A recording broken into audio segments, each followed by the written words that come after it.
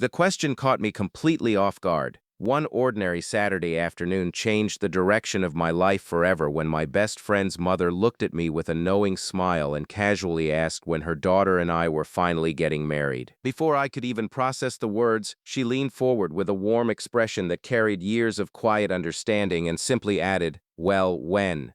In that instant, every memory I had spent years trying to hide came rushing back. The laughter we had shared, the dreams we had whispered as teenagers, the sacrifices we had made, and the love I had buried deep inside my heart all returned at once. I realized that sometimes the people who love us most can see the truth long before we are brave enough to admit it ourselves. Before we continue, if you believe in kindness, second chances, and love that grows from genuine friendship, please like this video, comment below, share it with someone special, and subscribe to Kindness Corner. Your support helps us continue sharing heartfelt stories that inspire hope around the world. Emily and I met on the first day of high school. We became friends almost instantly, and before long we were spending nearly every afternoon together.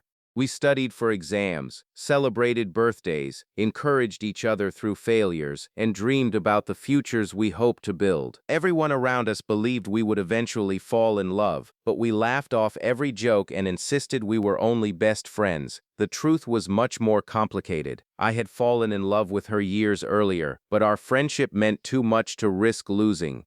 I convinced myself that keeping my feelings hidden was the safest way to protect what we already had. Emily's family welcomed me as one of their own. Her father taught me practical lessons about hard work and integrity, while her mother never allowed me to leave their house hungry. Whenever my own family struggled financially or emotionally, their home became my safe place. I admired the kindness that surrounded their family and secretly wished one day I could build a life that reflected those same values. Just before graduation, everything changed. Emily earned a scholarship to a prestigious university across the country, while my father suffered a serious heart attack that forced me to abandon my own college plans. I stayed behind, worked long hours, and helped my family survive one difficult month after another. Emily encouraged me to keep believing in my future, but responsibilities left little room for dreams. Though we promised to stay close, distance slowly turned daily conversations into occasional messages. Years slipped away before either of us realized how much life had changed. Nearly a decade later, Emily returned home after accepting a position at the local hospital. We met for coffee, expecting an awkward reunion between two people whose lives had followed different paths. Instead, the conversation felt as natural as it had in high school.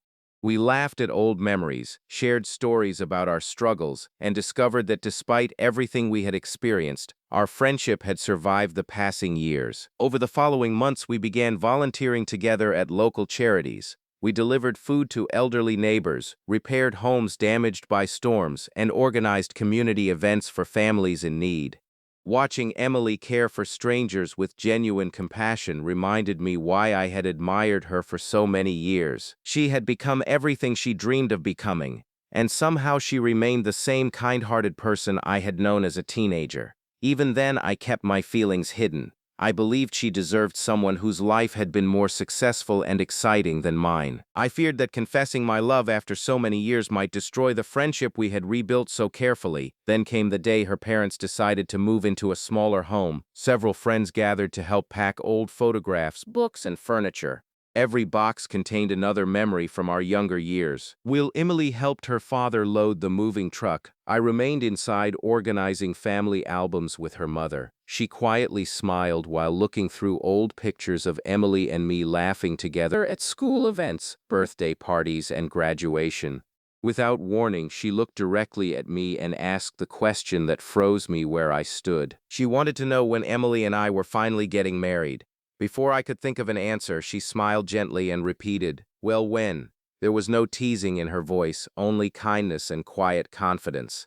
She explained that she had watched us grow together for years and had always believed we belonged side by side. She said real love was not always loud. Sometimes it waited patiently until fear finally stepped aside.